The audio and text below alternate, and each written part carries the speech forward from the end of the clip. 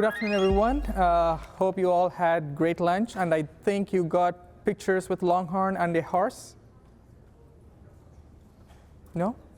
Yes. Cool. Yeah. I think you all are attentive now. Awesome. Thanks for attending this session. So I'm going to present today about a quick Astro architecture overview and give some insights about our war stories. We have managed to increase the scale of managing Airflow and Kubernetes deployments at scale and still running fine at billion task level. Quick intro about myself. My name is Goutam Tadi, and I've been with Astro for 5 years now. I'm a staff software engineer there. I have put on multiple hats while working at that company because when I started, it was Series B company, and you are responsible for a lot of other things besides infrastructure, backend development, SRE, or being customer support sometimes, especially when customers want to yell at you, right? So quick introduction about Astro. Astro is our product, and Astro is the company. And Astro is a hosted, managed Airflow product. So how many of you know Airflow product? Cool. How many of you use it? Cool. Yeah, it's a, we have a very unpopular saying in the company that Airflow is a Kubernetes of orchestration of data pipelines. If you all doesn't agree, that's fine. So this is a managed Airflow service, and we provide different worker support to run their worker tasks, and it is basically all deployed on Kubernetes platform. So Astro is a control plane for all the Airflow deployments running on multiple hundreds of data plane clusters in either customers' accounts or in our accounts. And one more key part is we use Kubernetes operators heavily. We'll go about that in a moment, but just to give a high-level introduction, this is what Astro product is. So we'll be going through different design techniques and tips that we have used. So I just want to bring this thing into your attention that we are trying to not keep the design system or our system to be very perfect for everything. We want to be able to accommodate imperfections, problems, because there's nothing like 100% error-free or bug-free situations. We want to be able to minimize those impacts. So keeping that in mind, let's get into the agenda. So we'll go about these topics today. I'm not going to list every one of it right now, but we'll be going through these topics and see if we have any questions. Please save it to the end. I'm trying to finish it up in 25 minutes, okay?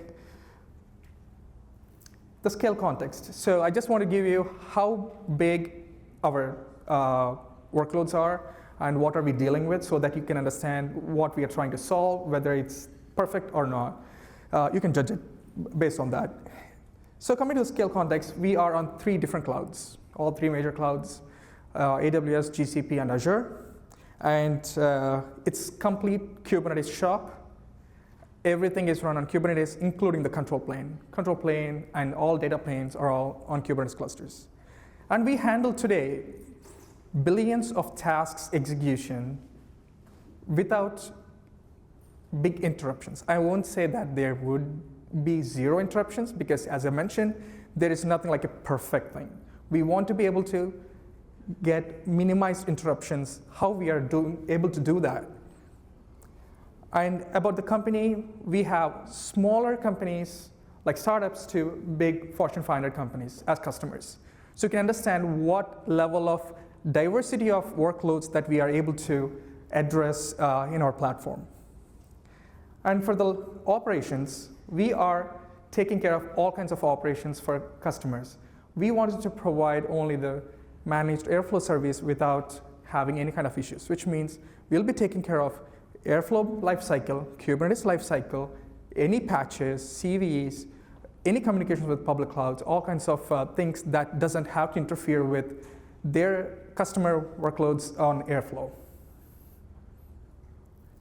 I'll give you 5 seconds or maybe 7 seconds of time to just absorb this architecture because we are going to talk about this in short period.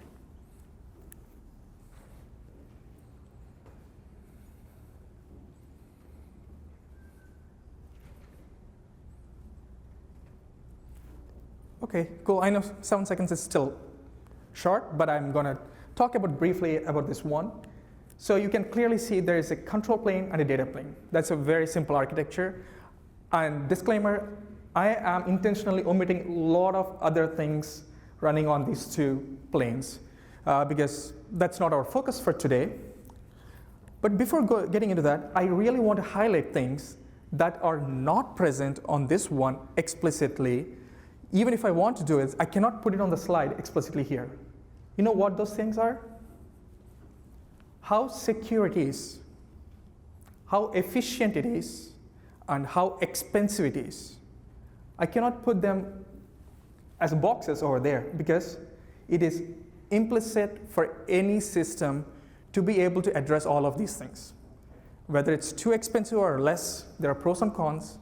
Whether it's how secure it is, 0 compromises, and how scalable, sorry, was that the question? Secure, expensive, and I forgot. What's the third point? Did anybody understand? Secure? No. How secure it is, how scalable it is, and how expensive it is. Those are the 3 things. So I'll just go through this slide a bit. Usually when customer requests something, hey, I want a cluster, or I want an Airflow deployment, the request goes through and we generate Kubernetes manifests. Kubernetes manifests are a mix of multiple Kubernetes resources. Those are deployments, pods, or some other jobs, whatever it is. It's a mix of a lot of different Kubernetes resources. And we store them in the blob storage. And in the data plane, we have different agents that request these manifests, and we keep applying them periodically so that we are synchronized with the expectations. And eventually, those resources will be applied on the data plane cluster, and Kubernetes controllers take up those because they watch for these resources that we created, and eventually they create the actual Kubernetes resources, which is operators translate the requirements into the actual Kubernetes resources there. And you can see Airflow operator creates some Airflow components like scheduler, workers, web server, et cetera, et cetera. And I want to just keep a note of CADA and Carpenter and node pools. We'll be talking about that later. So this is a very high level picture of running a control plane and a data plane to be able to deploy Airflow deployments. So operations at fleet scale. Let's talk about the challenges when you have to support that kind of an architecture at huge scale when you have multiple hundreds of customers. So the challenges. First of all, as I mentioned, we have to take care of the cluster infrastructure. So we should be able to be consistent across all the clusters, which means there could be differences being in a different public clouds. But the parity of the feature set should be the same. Otherwise, we cannot support underlying core features of our product. So though you have diversified public clouds, you should be able to get the feature parity.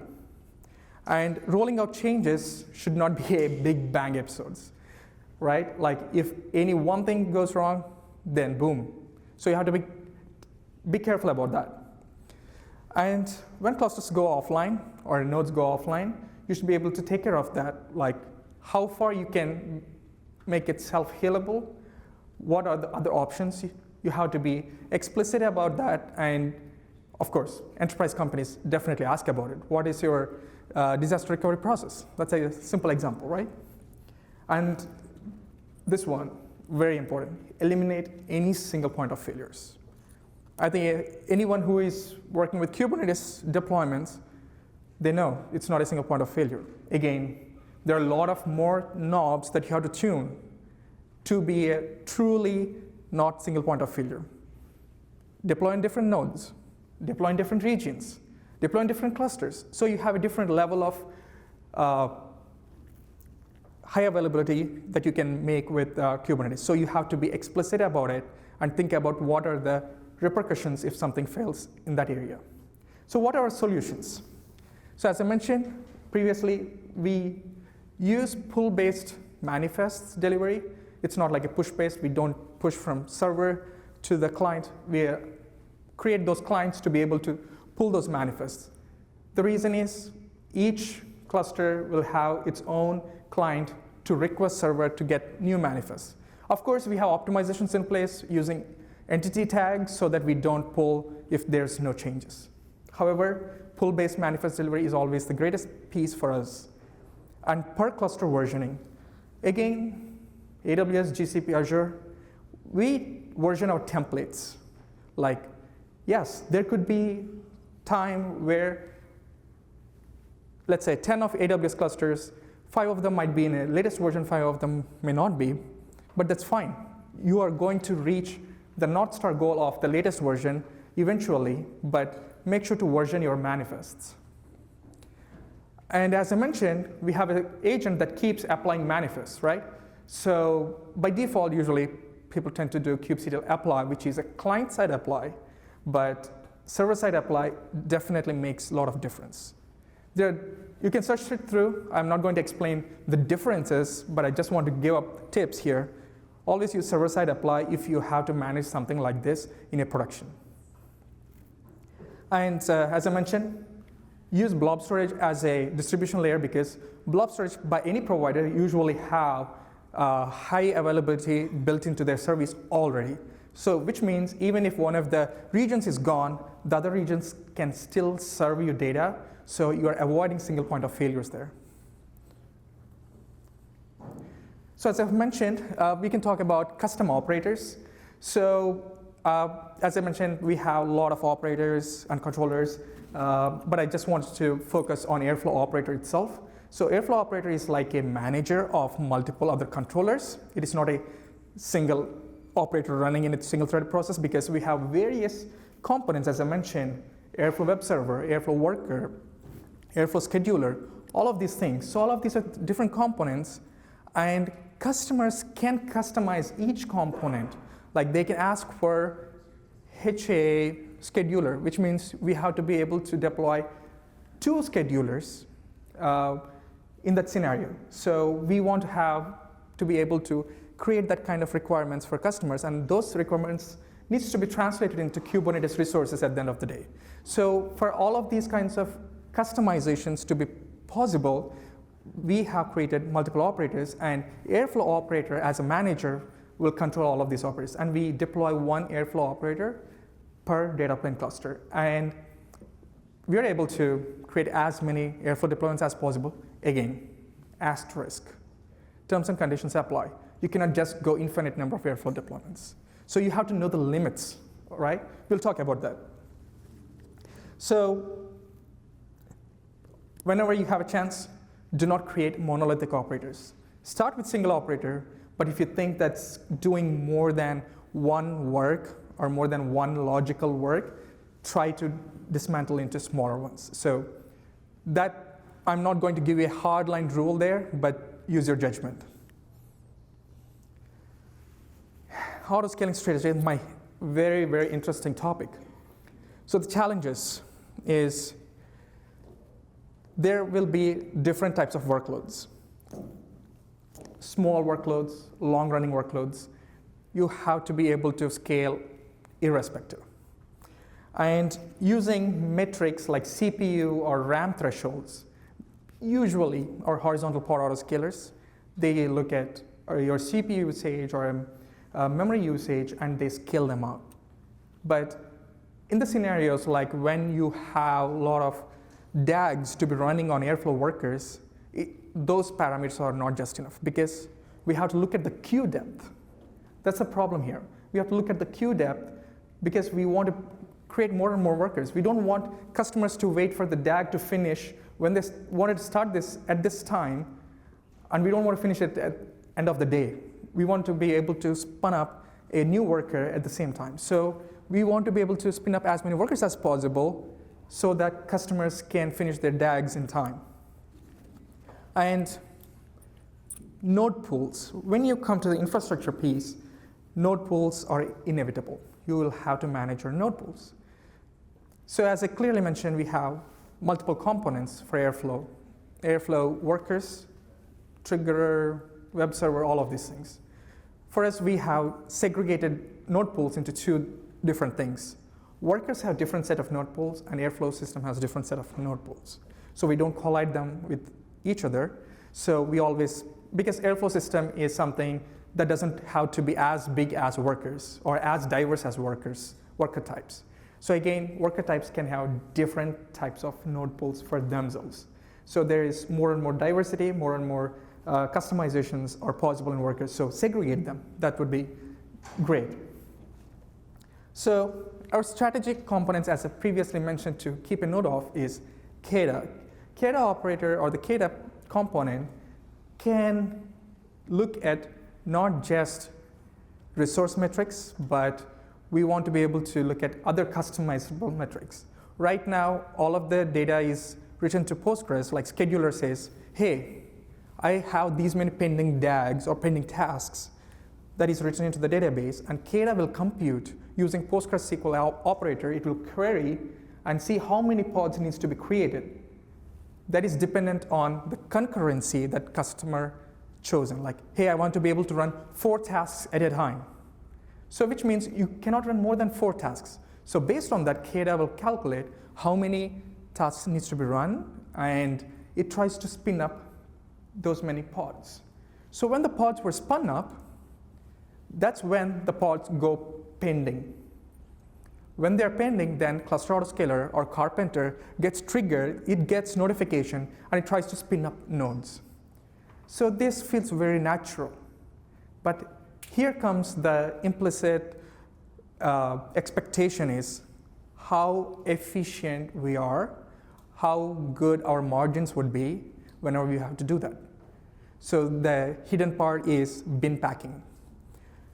We have customized our bin packing to be as much efficient as possible so that we can launch more and more pods on a same node. And also, Carpenter has a lot of other knobs. I think we have another topic on Carpenter again, but I'll just give a gist that Carpenter has a lot of knobs to fine-tune. So just remember at a time where you might have fine-tuned some service or something like PostgreSQL or something previously, and it made a lot of difference for you, right?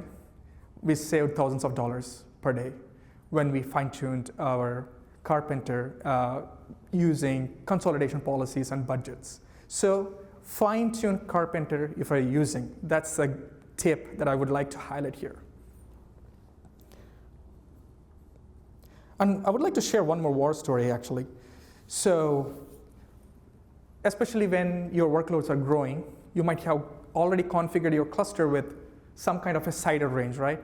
172/24s or /22s or something, right? But if you keep growing as a company and you finally feel the pain of providing routable IP address ranges, CIDRs at some point, right? So at that particular situation, getting /21s or /22s or even /23s would be painful for you. And when you actually create /23s, that Kubernetes cluster doesn't make sense because you could only get a handful of nodes because you get further segregated and you want high availability, all that kinds of stuff. On top of that, each node reserves IP addresses and it won't use all of them, right? So we have seen this problem.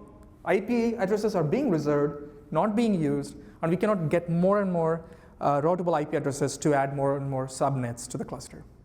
So simple tip, use CGNAT plus SNAT. Use CGNAT address ranges for your pods, and use source natting if you want your traffic to go outside of the cluster. Again, pros and cons. When you have peering, your CGNAT address will be seen on the other side. So when you want to do this, so beware, use CGNAT plus SNAT, but with caution. And another war story that I want to share here is DNS. By default, I don't know how many people would mess up with your DNS settings here technically, but in Kubernetes, everything is DNS. At the end of the day, you are only talking through DNS. But there is a very hidden spec, which by default is printed on your kubepod spec, is ndots. Ndots by default is set to 5. Go read about ndots in Kubernetes spec and how it would affect your workloads, especially when you're dealing with DNS addresses. And another tip that I want to give is use node local DNS whenever possible so that you can cache your IP addresses for a brief period of time. So you don't have to, keep doing the DNS resolutions more and more.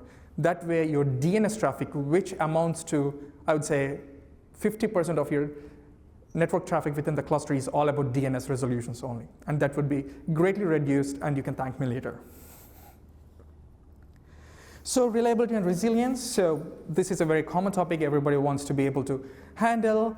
What are the different things that you can break up?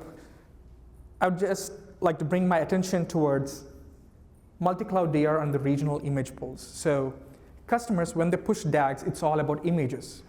You push images to a centralized registry, pull them on a Kubernetes cluster. So the thing is, it's always that. But placement of your registry makes all the difference. Previously, we used to have registry in a centralized registry that we manage. However, that's a single point of failure. We came out of that situation by providing a registry for every data plane. So which means customers' registry or customer images need not be at the centralized place and need not be distributed across the board. Just they have to be deployed onto that cluster. So we just have to push images to their own cluster. We have a simple service that is running a Docker with a backed up with the corresponding blob storage for the same cluster in the same account. So that way, you are removing the single point of failure, which means like if our centralized service is broken, all the clusters are broken. So the blast radius is huge. Because we moved this core to the clusters, now the blast radius has been reduced and we don't have any further issues. If it would be failing, that would be failing for a subset of customers only. So we are limiting the blast radius. And observability, though it looks clumsy here, I just wanted to say that we use simple OTel collectors for collecting metrics and ship them to our centralized Chronosphere service, which is a vendor. And we have Splunk to ship our logs. However, I want to bring your attention to one particular thing, which is a Symfony client. That's our custom name, but I would say that as some kind of a metric aggregator or custom alert creator. So we use this service because when you use OTel collector, there are nuances. It scrapes every minute or based on whatever you configure. However, that's not quite good enough for some of the critical services, and we want to be alerted clearly, and we want to be able to show up on the UI immediately. So when you push things to your Chronosphere collector, it eventually lands up there, and you create alerts, and you have some kind of a sustained period and things. So those all are for different set of alerts, but for some kind of highly critical stuff. Besides that, we have created some kind of a monitor which monitors those services specifically, so that what we were able to do is we were able to drop those metrics from sending to Chronosphere. So we were able to achieve two things: reduce the spend on Chronosphere, as well as quite fast alerts. I wouldn't say that why don't we replace the whole OTel collector and do this thing? That's not viable. We want history. We want to be able to still look at past data, and this is very reactive. So go to this hybrid approach based on your requirements. But I want to highlight that we have hybrid approach here, and it's really working for us. So moving on to final key lessons is, number one, at any cost, avoid single point of failures. Number two, asynchronous, like operators, they create things eventually. So asynchronous always beats synchronous when you're managing at a fleet scale. Number three, which is also very important, defaults. just blindly do not consume defaults because you don't know what's happening behind. Maybe day one it's good, fine, but your day two should always be about how to optimize, fine tune, and not just think about defaults. Number 4, primitives definitely scale. So we were using very basic stuff, CRDs. That's, as I mentioned, it's all Kubernetes manifests. At the end of the day, it's CRD manifest, simple ingress gateway, cert manager, simple certificate requests. So all of these are simple, basic primitives, and we were able to scale them to multi-billion task running level. So those still work. And scaling belongs to the scheduler. So I'm pointing this out is because let scheduler do the job of scheduling things, and do not make it complicated. For example, node groups, instance types, that is the wrong place for scheduler. Let scheduler do the scheduling part, which means managing infrastructure should be in a different place, whereas scheduler only about placing task or workload onto a specific node or a specific instance type. That is at the runtime time. But scheduler, let it do the job. Don't complicate it. And layered architecture, as I have shown control plane and data plane, you can see different layers, though it is not very explicit there. You can see that customer layer is all in the control plane. The distribution layer is in the blob storage. And bringing up the infrastructure and core pieces, that's one layer, right? On top of that infrastructure layer, you are able to see the core Airflow layer where Airflow operator is running on top of the infrastructure. So once that layer is fulfilled, then there's telemetry layer. So all of these layers should be working in sync so that we don't have to worry about responsibilities and overlaps. So that way, we were able to achieve this huge scale at Astronomer. And with that, I would like to conclude with this quote, simple, make it work, make it right, and make it fast.